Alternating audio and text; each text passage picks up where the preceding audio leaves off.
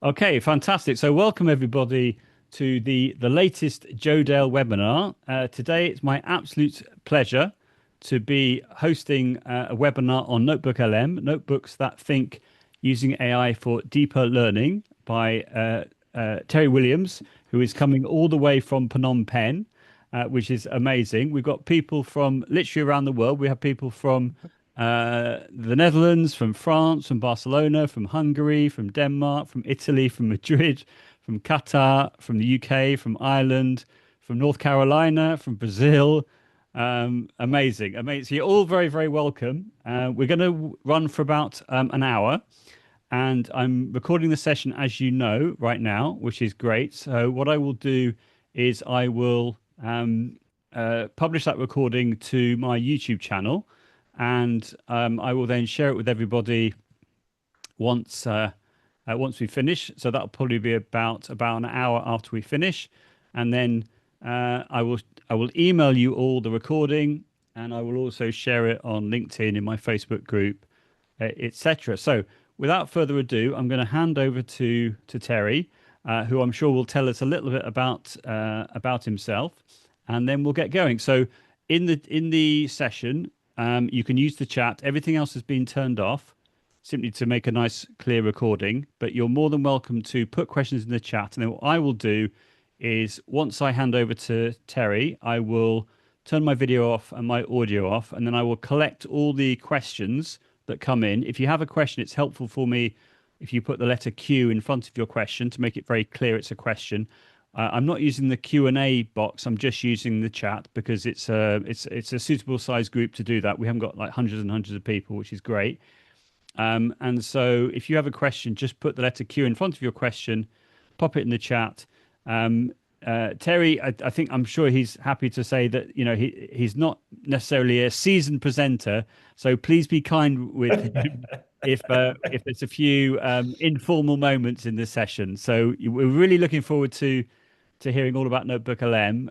Lots of people, I'm sure, well, I know already, looking at people in the chat, that people are fans out there. So we'd love to see how it can be used, and in particular, how it can be used in languages. And as we can see on the screen, Terry works with Duolingo as well, but he's working in this presentation as an independent person as well. So without further Yeah. ado, over to Terry, and I'll be here monitoring the chat, but I'm going to turn my video and my audio off at the same time. Over to you, Terry. Thank you for doing this so much. It's fantastic. Yeah.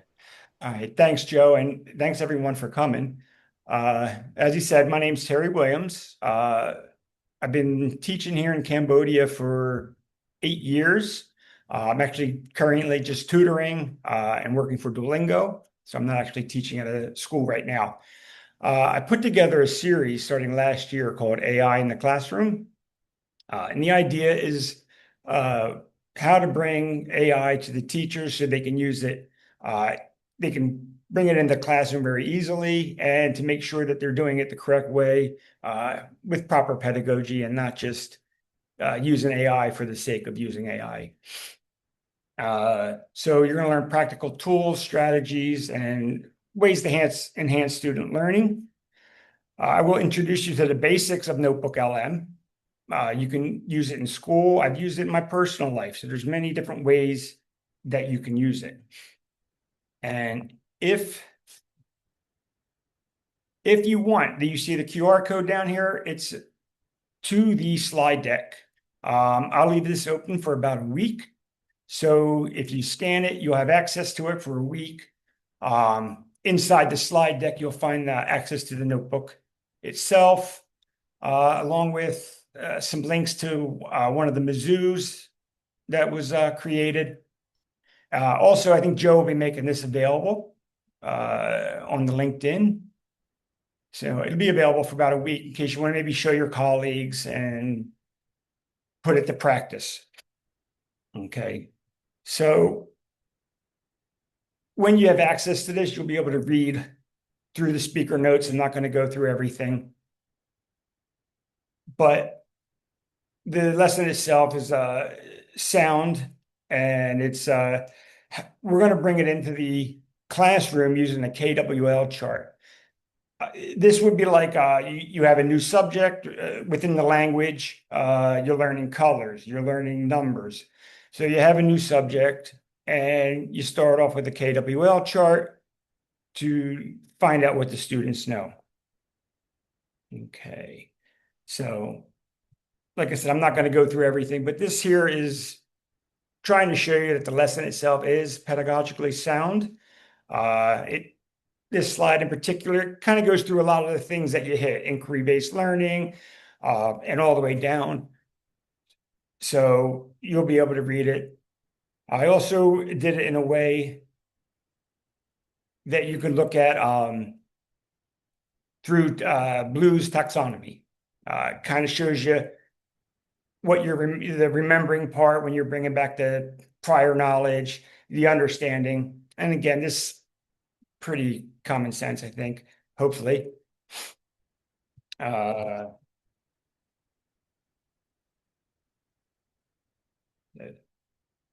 Through here. Yeah, remember, understand, apply, create. Now, for me, when I have them create, what I would do is if we were learning something, I use a text to image generator. And originally, this wasn't written for languages, it was written for students on a topic. I used the water cycle. But like I said, it works with anything. But I would have them create a prompt at the very end of the lesson to make an image to kind of show them what they learned, and they do it through writing a prompt, and then we create the images. So, all right. Like I said, there's many different reasons to use this. I learned NotebookLM when I was doing my PGCE. I started using it for the audio overviews. The reading was very heavy. I had a lot of work, and it was very heavy reading. Sometimes I'd read it, and it's like, I'm not sure if I understood it. And I found this tool, and it creates audio overviews of what you read. So this was like the first feature they had.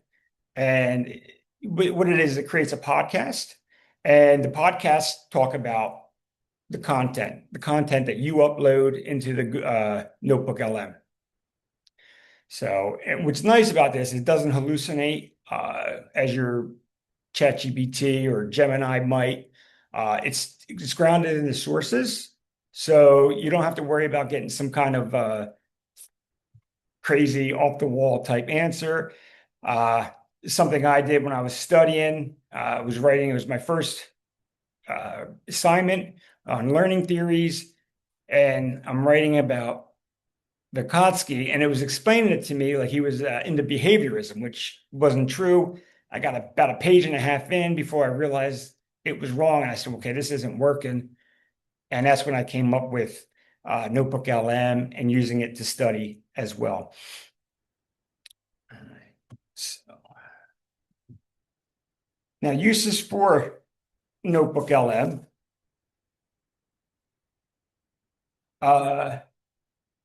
People, what they'll do is they'll upload maybe recipe books. So you upload your recipe book into NotebookLM, and then you tell it what you have in the fridge. Well, I have eggs and broccoli and cheese. And it'll say, okay, well, you can make a broccoli cheese omelet. So it's kind of neat how that it give you substitutions if you don't have something. So it's pretty interesting. People use it for workouts. Uh, I'm not sure how they do this, as I've never worked out, but they'll use it, upload the sources, be able to play the videos and stuff like that. So they're able to use it for their workouts. A friend of mine uses it for all his owner manuals. When you buy something, whether it's a stereo system, I don't know if they still buy them, but a lawnmower, chainsaw, anything that you might buy, new smart TV, he would upload the owner manuals to it. And then when something happened, it was his lawnmower, he was able to go in, access this, and use that to help fix his lawnmower. And then, of course, obviously, you can use it for studying. Okay.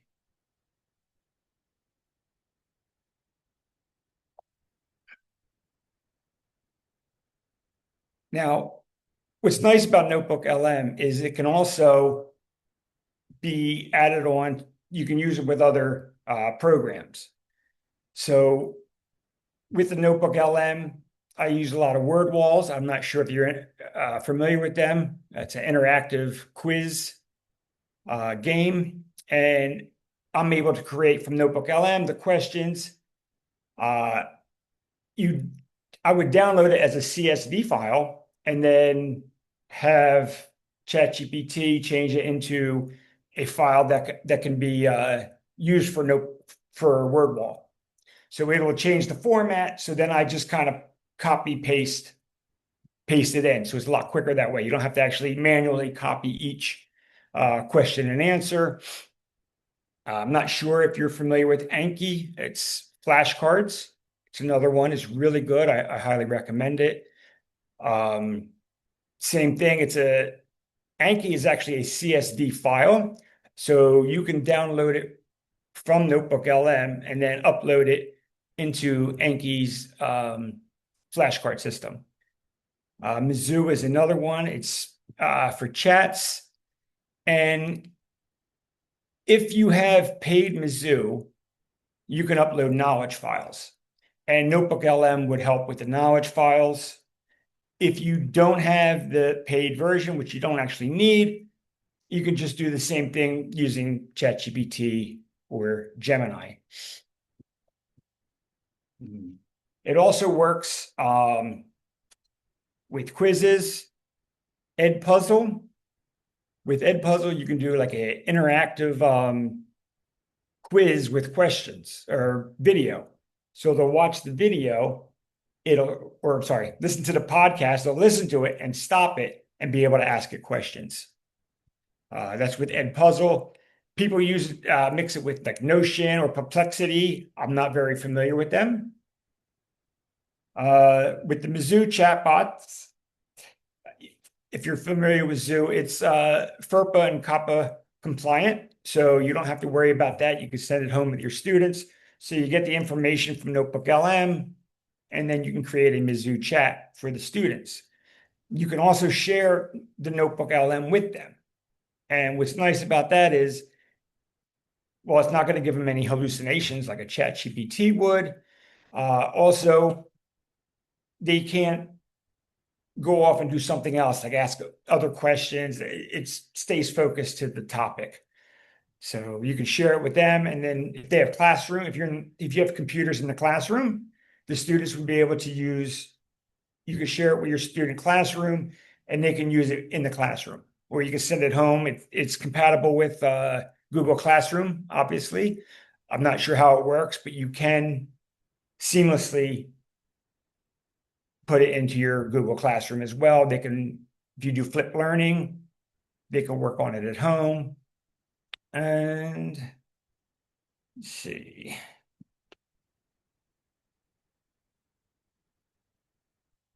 If you had the paid version, you can create a PDF within the notebook and then upload it. I will be sharing with you some Mizou for language learning.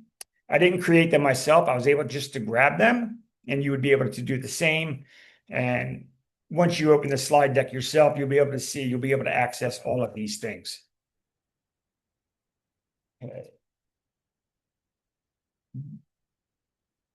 Okay.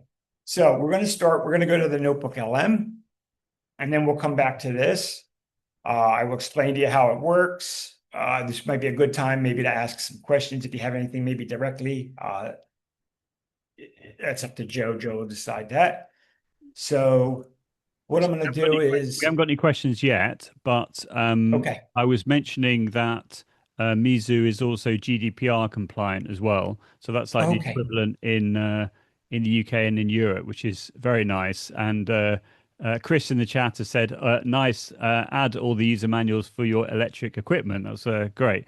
And I mentioned in relation to NotebookLM that you can share it now in Google Classroom, but it becomes view only for the students, which is very nice. So in other words, you can share a notebook with them, and then they can then create some different types of content like quizzes, for example, but they can only do that from your notebook. They can't make their own notebook within Google Classroom.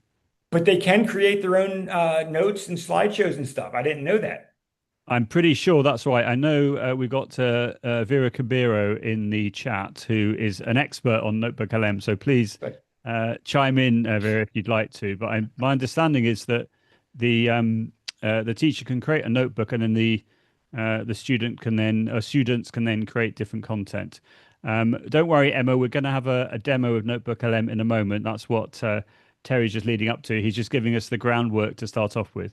So with that in mind, do you want to share your NotebookLM? Is that okay? yeah, I may have to. I'm going to open it up. I have the app. I don't use it on the web browser, so I use it out of the app. So I might have to stop share and then reshare. That's right. Yeah. So while you're doing that, I'll explain. So Okay. Terry's using on his Mac. You can now use iOS apps that work on Mac, and so it means that every time that Terry opens up a link for NotebookLM, instead of opening it up in the browser, it opens it up in the app. The interface is essentially the same, but if you're used to accessing NotebookLM in your browser, then you'll see that it looks essentially the same. It looks exactly the same. It's just that Terry's using it in the app version as opposed to the browser-based version. So we've had all the groundwork. We'd love to now get into the weeds and see how NotebookLM actually works in the wild, as it were. So over to you, Terry, again. Thank you. Okay, great. So when you first open up your new notebook, this will all be blank. There's nothing there because you haven't put anything there. So the very first thing you have to do is go to sources. And basically, we're going to work from left to right. So you're going to add sources, and NotebookLM can find its own sources for you. As you can see here, it'll search the web. It does a quicker research that might just maybe find stuff that's more on the surface, but you can also do a more in-depth search as well, depending on what it is you like.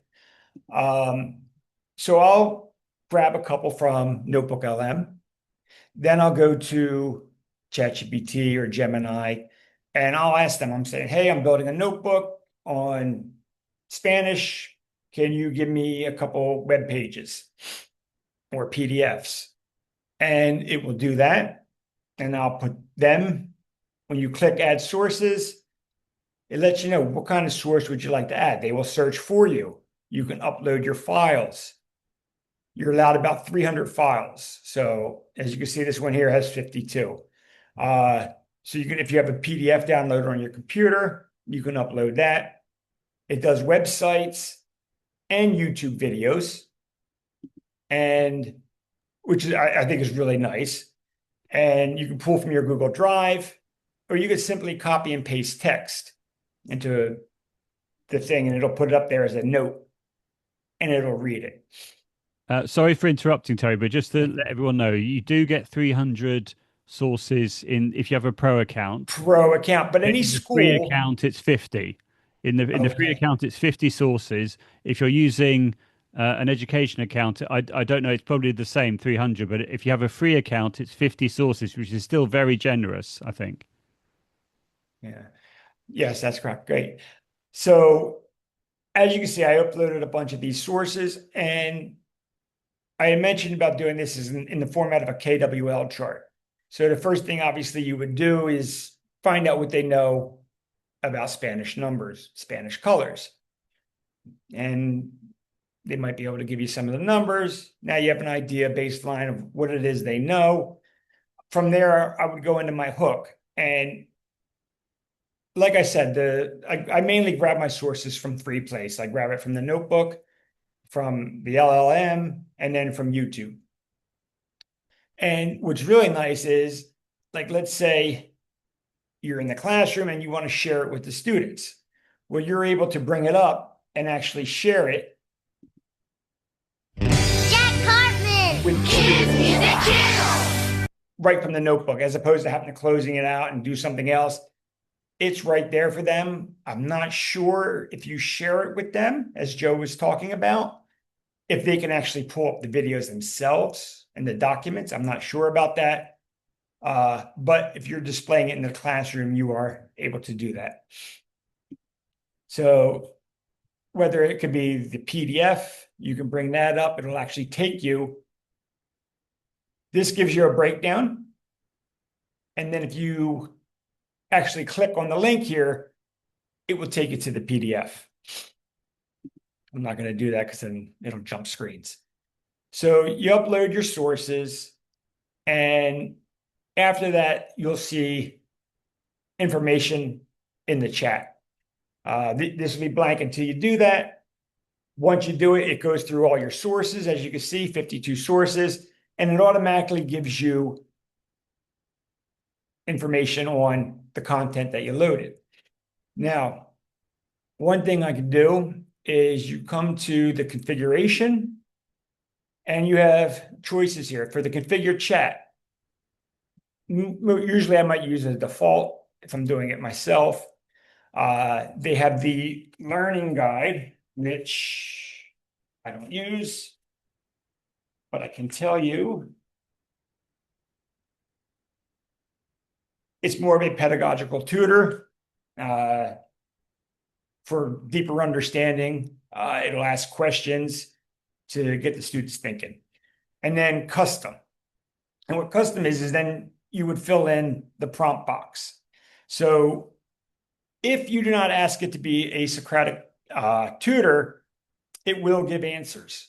It won't do so in the same manner as ChatGPT or Gemini, but it will supply some answers.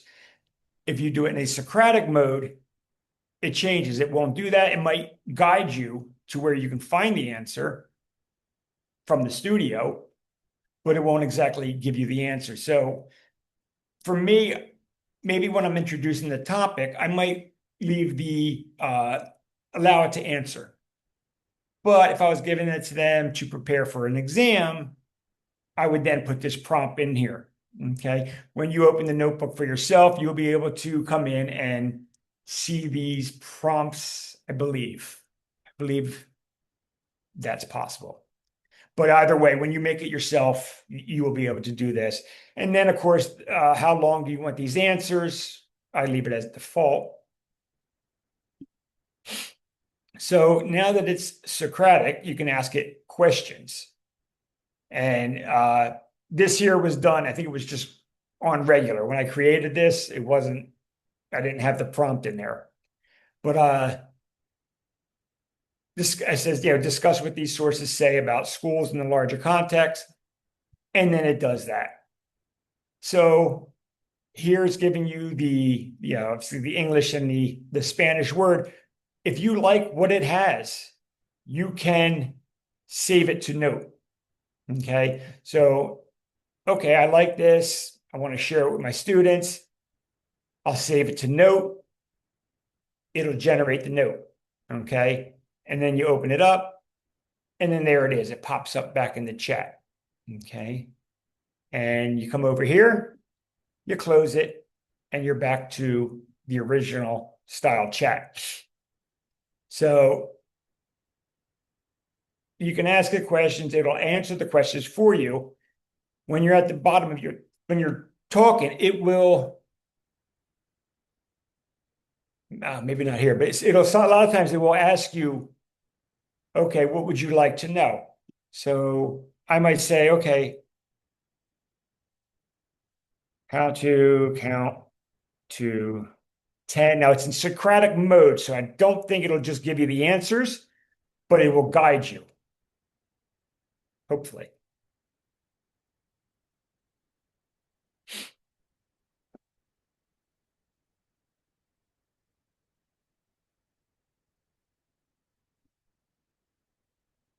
Obviously, the more in the data or the more sources you have, the longer this is going to take.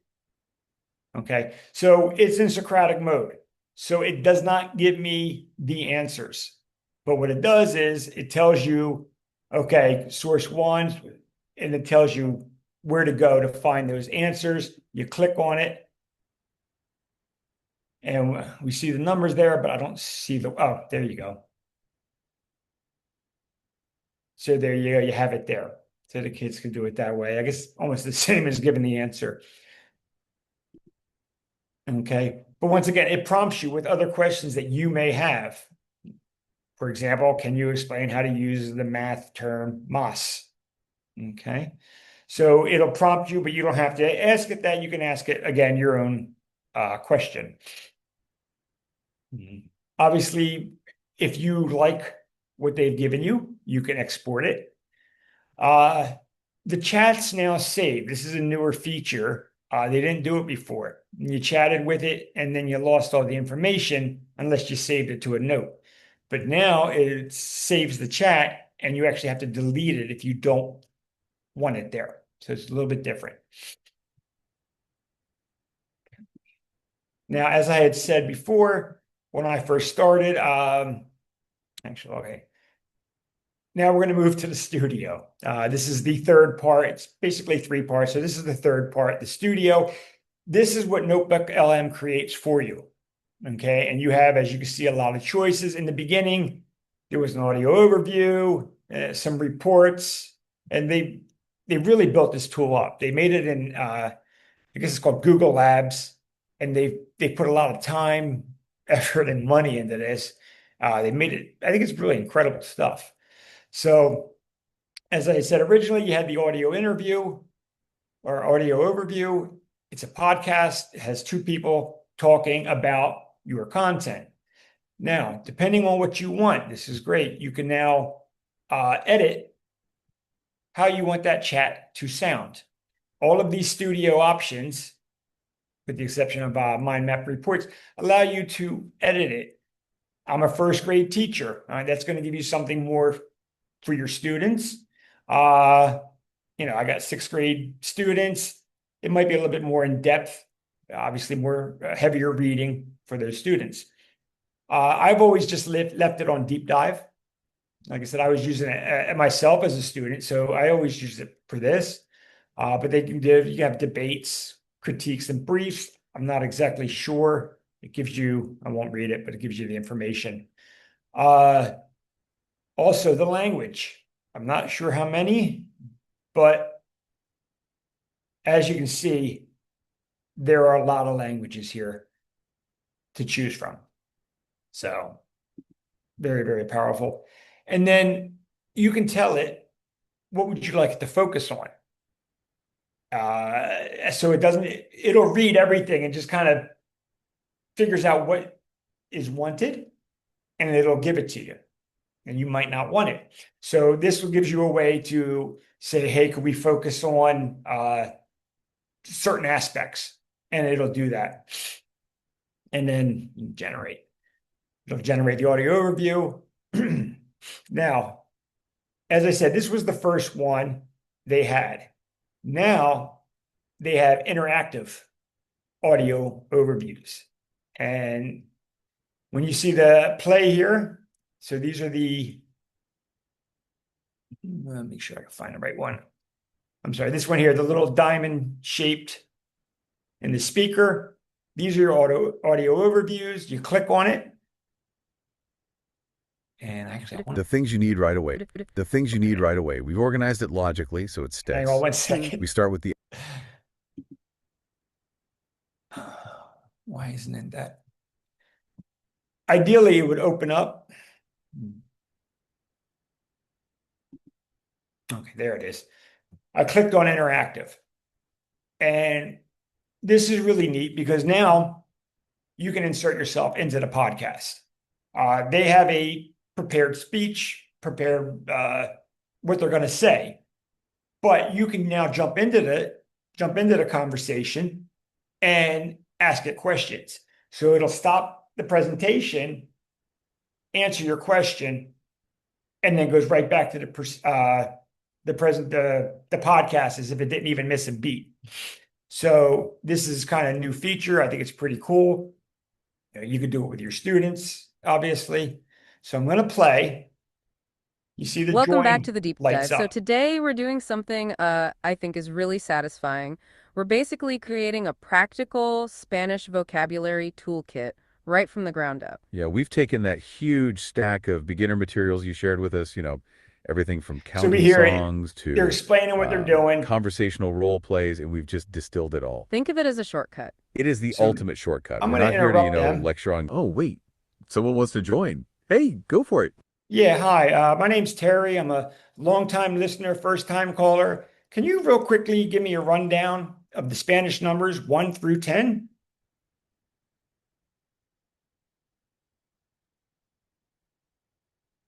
Terry, that is awesome. Welcome to the deep dive. We love hearing from longtime listeners, Terry. That is a fantastic request. And it's perfect because counting is exactly the foundation we were about to dive into. Exactly. We call it Contar, and that's where we start.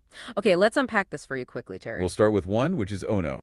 2 is dos. 3 is tres. 4 is cuatro. 5 is cinco. 6 is seis. 7, siete. 8 is ocho. 9, knife. And 10 is diez. There you go. Now you have your 10 core words, and these are the 10 words every language is built on. So to recap, we just hit the absolute foundation. We're talking numbers, contar. Exactly.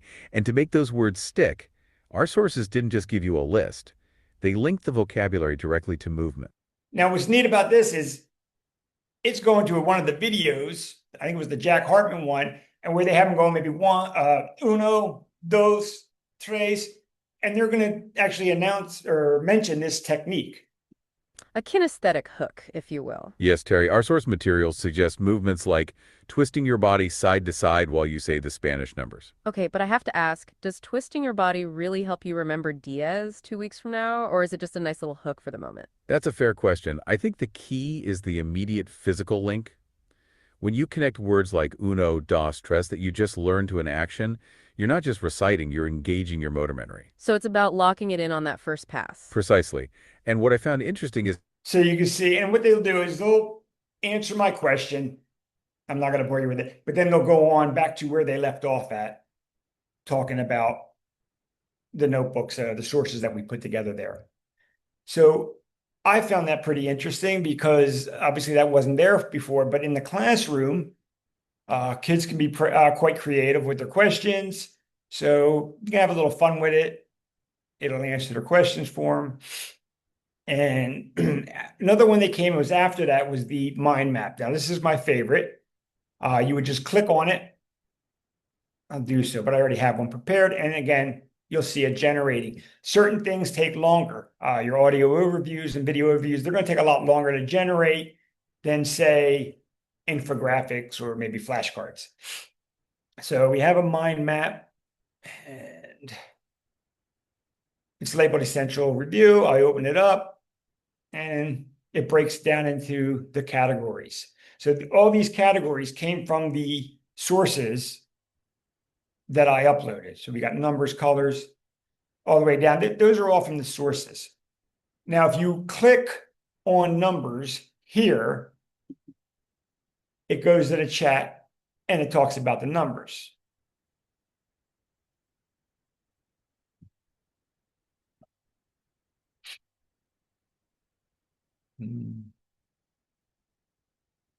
Let it do its thing. While it's doing that, Terry, I think I'm right Yeah. in saying that the interactive mode is only available in English at the moment. So you can create an audio overview in lots of languages, but that interactive mode, I think, is only in English at the No, moment. you're correct. Thank you. Yeah, you're correct. So, and in here it kind of talks about the numbers, because not all of those sources were about the numbers, but the ones that were, it brings up here. Now,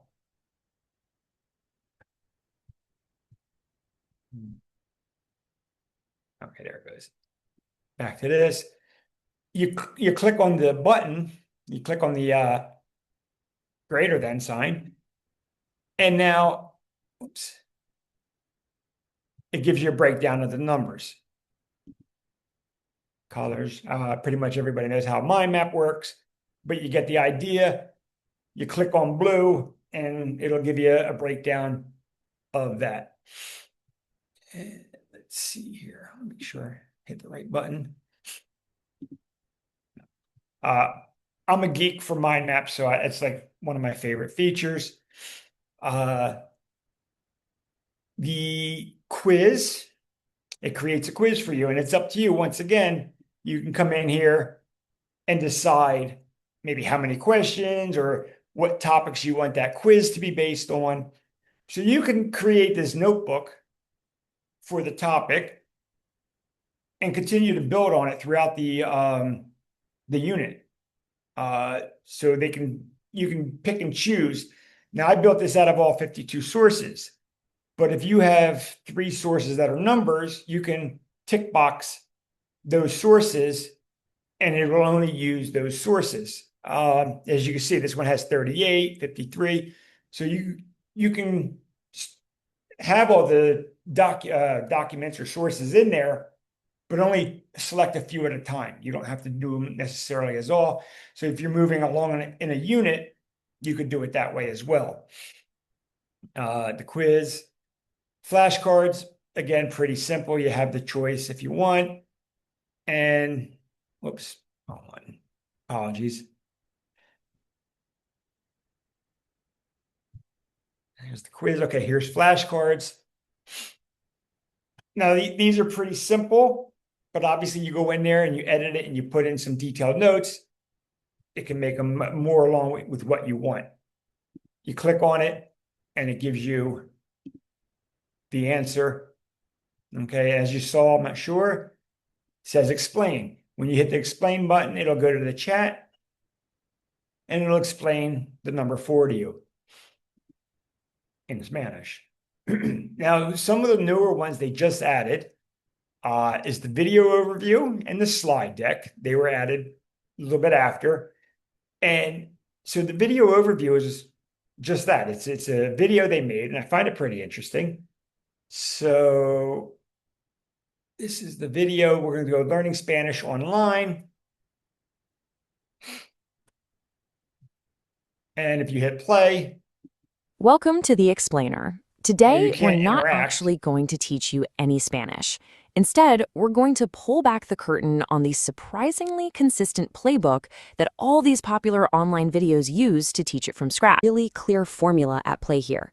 It's a method that takes you, a complete beginner, and gives you those first crucial building blocks, one step at a time. Put in for this one, but this was based You know, we've on dug through a ton of this 4 content. sources, 14 sources. Let me see if I have. Oh, this is first day of Spanish. This is, I think, the one I wanted. Yeah. Okay. So once again, if you come over here and you see the 3 dots, first day of Spanish, with any of these, you open it up, you can see that I customized it. It says view custom prompt. That means I customized it. If you did not customize it, that choice will not be there. So I did. This is for beginners, second language learners, Spanish learners. I want it simple, bright colors, highly engaging. And this is what I got. Oops. And this is what I got. Hey everyone, and welcome. Oops. Thanks for bearing with me. There it is.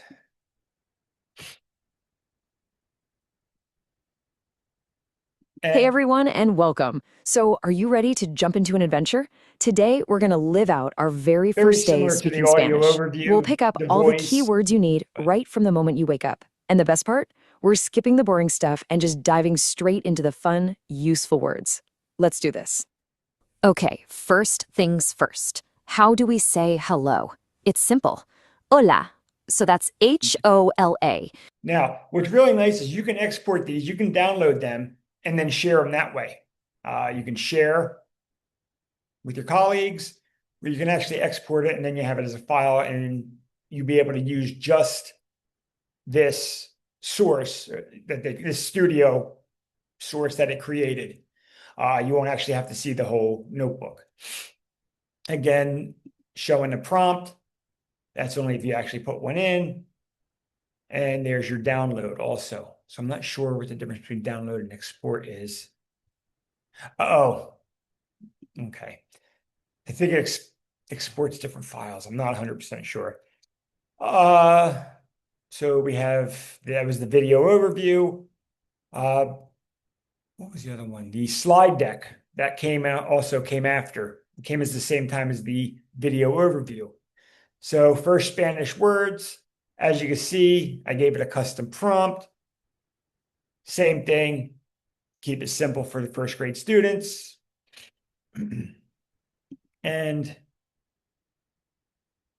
here's your slide deck that it created for you.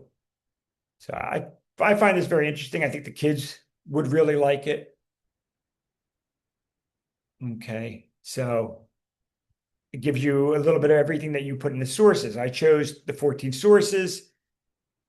The fewer sources that you use, the more detailed and focused it'll be on each source, as opposed to you put up a lot of sources, it kind of finds what it thinks is the key takeaways and it puts it in there for you.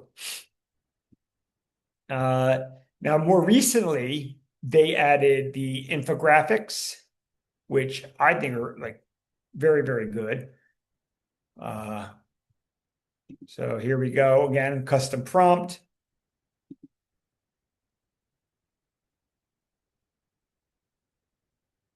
And you could actually print this for the classroom. I would definitely check the content. Anyone who's ever tried to create images with a ChatGPT or Gemini, a lot of times there might be mistakes, whether it's spelling mistakes, words. So I would definitely double check to make sure everything's good. We see here everything's good. I think those hallucinations where it gives you, maybe not even hallucinations, but where it gives you fake content, they're not even words, they're just a bunch of letters. I don't believe that actually happens here because it is grounded in the information that you give it. And again, you can download it and then print it for your class. The data table, I am not familiar with at all, but there's that. I showed the flashcards.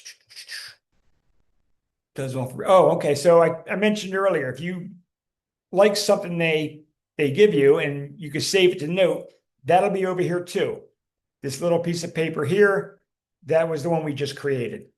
So I click on it, and the question was, it was a breakdown of school items, and then there it is. So now you can share that with the students, as opposed to having to look for it. You can share it as a note. You can export that note, or just download it. And I think that explains most of them. The reports gives you a couple different choices. Same thing as before. You can a briefing doc, create your own. So it gives you choices of what kind of report that you would like to make for your students. And again, you can customize it. Okay. Any questions with that, Joe? We do have a question actually. Well, we've Okay. had a couple of questions. Sure. I've been able to answer all of them, but Oh. but that's okay. But for this one, we've got a question from Barbara, which is, can you point out mistakes, e.g., in infographic sun image with Athul, or can you edit it? So, well, what I would recommend is that you use a tool like Nano Banana within Gemini, and you basically say, could you recreate this image but change the spelling? Or I think in Canva, there's a tool which allows you to sort of draw over a section and say edit that, as it were. Is what would you say for that sort of issue? Okay. Well, I would, like you said, I like the idea with the Gemini because it can correct it. And that to me would probably be the simplest. But I love Canva and I didn't know you can do that. So that sounds interesting also. But I've never tried that. But I know Canva is a credible tool, and they're really evolving with their AI tools and everything else. So personally, I would just take it to Gemini. It's another Google product. It's going to recognize the image and it will be able to clean it up for you. That's amazing. So I think in general, I totally agree with you that it does do a very good job with spelling, and compared to even 6 months ago, a year ago, when ChatGPT was particularly bad at misspelling words. It's Google LM, Notebook LM, I mean, has really come on leaps and bounds. We've got an interesting question from Chris, which I don't quite understand, Chris. Maybe you can clarify, but he says, when and how can you add assets to sources? So I'm not exactly sure what he means by assets. Have you mentioned assets already? No, I'm not sure. I'm not sure what he means exactly by So assets. maybe, Chris, if you can clarify what you mean when you say when and how can you add assets to sources? Uh, yeah, I'm not sure. Yeah, clarify what you mean. So if you make a video, can you add it as a source? Your own video. Is that what Good you mean, Chris? question. If you make your own video, or do you mean it, if because if you make, oh, I see what you mean, right? If you make a video overview as one of the outcomes in the studio, can you add that as a source? Yeah, yeah, I without a think you could doubt, just because download it, couldn't you? And then yeah, sorry, over yeah, to you. Sorry. yeah. So yeah, you could download it onto your drive and load it up that way. You could download it onto your laptop itself and upload the file. So yeah, that's a good question. And I've never actually tried that, but I like that. And yeah, it would work because I've uploaded files before. I've uploaded video files and all that works. So without a doubt, that would work. That's a good question. I like that. Okay. Any other questions about as far as how to use the notebook or I think let me have a look at the other ones that I aren't right. Okay, so yeah, for the video, this is again from Barbara. For the video, does Notebook LM create its own images or use images from your sources? Can you influence the look of the video? okay, well, you can influence the look of the video by using the prompt. As far as it creates its own images, could you get it to pull images from the video itself? I don't know if it could pull it from a YouTube video. Yeah, no, I don't Maybe think. if it, I think what you can do is if you click on the pencil tool on the video overview, could you click on that at the top? sure. Uh, If you I go to guess. Hang on. yeah, at the top, if you scroll up to the top, Okay, where you've hang got on a all the second. different options. Yeah, Oh, okay. I see what you're and saying then up click here, on the the video pencil. overview. Yeah. So can you see here it says choose visual style. So you can do that. You can choose heritage or retro print or Hawaii or my personal one is whiteboard, which I particularly like. So you can do Okay. that, but you can't choose particular images that will appear in it. You just hope for the best that through its synthesis of the information, which it does very, very well, I think, it will then create a video overview. I think in general, when you choose a different language, like say Spanish or French, the level of language tends to be sort of at the very least B1, B2. So if you're Basic. teaching, say, younger ones, sort of secondary age students, I would imagine that the if you chose the overview to be in a different language, they might find it quite challenging, the content. But certainly in English, that would be fine. But I think, as we probably heard with the interactive mode, that when they were pronouncing the Spanish when it was in English, the pronunciation, let's say, could have been a little bit better. A I think couple of them, yeah. yeah, so it is what it is, but I think it's very exciting to see how Google are adding new features all the time. So I think that for some use cases it's wonderful, but it's not perfect yet, and it's not. I'm hoping that they're going to make it possible when you create your slide deck that the text etc will be editable, because at the moment you can make your slide deck but all the slides are basically just images within those slides. So if you have text within those images in the slide deck, they're not editable. But apparently I was hearing from, I think, Vera Gubera, who was here earlier, that she was saying that this was something that was going to be coming to Google in the future, to Notebook LM, that you'll be able to download or access a Google Slides version of the slide deck and have the text as editable, which will be just amazing, I think. Yeah, without a doubt. Yeah, right now they're static images. But again, I think you'd be That's able great. It's great. The fact they can make those images is fantastic. But if they become editable, that will be even better. So without a doubt. I think those are all the questions so far. If anyone else has any other questions for Terry, feel free to pop them in the chat. Anything else you wanted to show us, Terry? I'd just like to go back to the slide deck Of real course. quick. Like Yeah. I Let's do said, that. I'll be sharing it.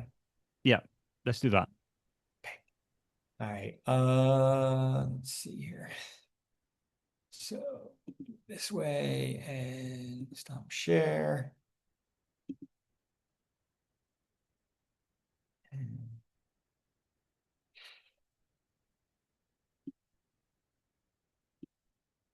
Okay. How's that looking, Joe? Yeah, that's looking absolutely fine. Nicely sized. You're good to go. Okay, great. So yeah, I'm basically done with the presentation. It's a very powerful tool. Google's invested a lot in it, and they're constantly making upgrades, as Joe had said. So hopefully, we'll get all the upgrades that we want as far as things like editable text. Let's see here. Apologize.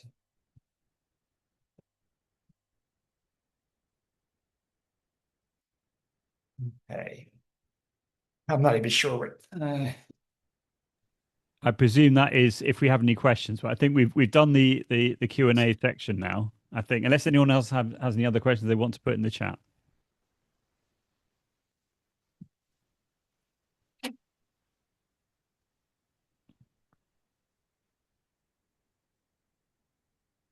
This is, for me, the most important slide. I'd like to hear back, whether it's an email or LinkedIn. You have my contact within the slide deck itself, which Joe will share, right? You can share that, Joe, in your... Yeah, absolutely. So when I do a write-up of the webinar, I can share the resources, and I can also make it clear that these resources, the video will be there forever, as it were. But the resources like the NotebookLM and the presentation will be only there for a week. Is that right? Is that what you want to do, Terry? Yeah, a week. Okay.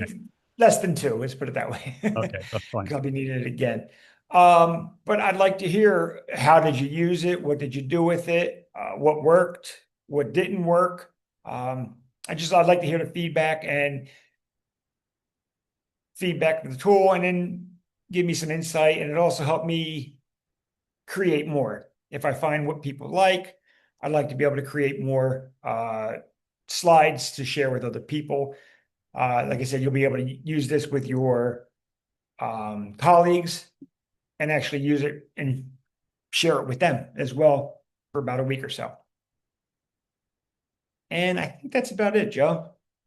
That's fantastic. So Chris is saying, could you share your notebook with us all? But I think I'm right in saying that it's actually within the presentation. Is that right? Yeah. Oh, real quick. I do apologize. All right. If you go in here, I can't really bring it up right now, but it's in the speaker notes. There are links to Mizou. I didn't create these Spanish Mizous. I just was able, you can take them and share them. Other people created them. So those, I put a couple in there for you to see how Mizou works and see how they could be put together, how you could combine the two. Same with the Wordwall. There's a Wordwall there for you. You could check it out. That was created. The questions and all were created by NotebookLM. What was the other one? The notebook itself. Oh, I linked in a couple of YouTube videos that are also explainer videos for starters, and it'll give you more insight and information into how to use NotebookLM. Fantastic. That's great. Thank you so much. I really like the comment that Fanula has put in the chat, which is, I think the best thing for us is to take all this knowledge and apply it. Trial and error. Good luck with everyone. Thanks, Terry and Joe. That's really lovely. Thank you as well for all your lovely comments. That was great. Great stuff, Terry. Is it okay if I just share my screen? Is that okay if you stop sharing? Yeah, I got that. While we're doing this. But thank you so much for doing that. It was brilliant. So what I'm going to do very quickly before we wrap up is remind everybody, if you haven't seen already, that I'm running a 4-part webinar series in February. So starting literally in about a week's time on Wednesday, the 4th of February. It's going to be every Wednesday in February, and you get a discounted price if you pay for the whole series. So it works out £120 plus admin fees for the whole series, or £40 plus admin fees for an individual session. And each session is looking at a different skill. So listening, speaking, reading, and writing, one skill per week. And if you register, you'll receive the recording, even if you can't attend live. And I'm running each session 4 times every day. So, for example, if you're based in Southeast Asia, then the one at 9 o'clock in the morning UK time would be perfect. I'm then running one at 12:30 for the Middle East, but obviously anyone can come along. One at 7 o'clock in the evening for the UK and for Europe, and one at 9:30 at night for the US market. But again, if you want to come along from the UK or wherever you may be, Ireland or Europe, and you've done your marking, you think, what I want to do now is another hour and a half of professional development till 11 o'clock, then you are welcome to do that. So yeah, just have a look at at this. This is in Eventbrite. I can put it in the show notes as well that I write up about this, but it's called Language Teaching with AI, Enhancing Listening, Speaking, Reading and Writing. You've got the whole overview here of everything we're going to cover, including NotebookLM. And I'd love to see even more people coming along that have signed up already, because you'd be more than welcome. So there we are. So without further ado, I'd just like to thank Terry for his expertise, sharing with everybody how you can use NotebookLM, particularly for creating language resources. It's been really great, and I love how sort of practical it's been as well, in the sense that we've been able to create these things or see how these things work live. That's been fantastic. And yeah, any final thoughts, Terry, before we wrap up? I'll just stop sharing my screen again as well. Well, like I said, I'd love to hear from you. That would mean a lot. You have my LinkedIn. You could send a post. That would be great. That would help me out a lot. I get the feedback, and hopefully I can create more things to share. I've been sharing these locally. So that, and I just want to say thanks. Thanks, Joe. Thanks, everyone. Amazing. Well done, Terry. You did a great job. A fantastic, very Thanks. smooth, very slick. Great stuff. Well done. You can have a nice lie. Well, not even lie down. You can. It's because it's coming up to 11 o'clock now, isn't it? It's past my bedtime. There we are. It's past your bedtime. So thank you so much for staying up late, Terry, to do this, and everyone for coming along. That's amazing. So I'm going to stop recording now, and then I'll wish everyone goodbye. Here we go. So.